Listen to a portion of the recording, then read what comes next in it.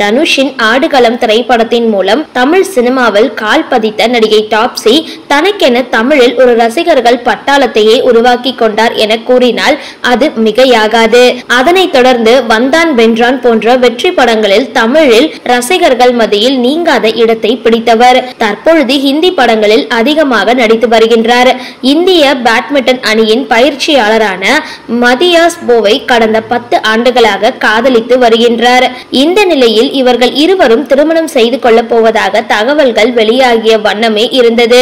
மேலும் இவர்களின் திருமணம் மார்ச் மாத இறுதியில் உதய்பூரில் நடக்க உள்ளதாகவும் கூறப்படுகின்றது. இவர்களின் திருமணம் சீக்கிய கிறிஸ்தவ முறைப்படி நடக்க உள்ளதாகவும் ஏற்கனவே தகவல்கள் வெளியாகியிருந்தது. இந்த நிலையில் யாருக்கும் சொல்லாமல் உதய்பூரில் மார்ச் 23ஆம் தேதி இருவரும் திருமணம் செய்து கொண்டனர். திரையுலக நட்சத்திரங்களுக்கும் அழைப்பு விடுக்கப்படவில்லை.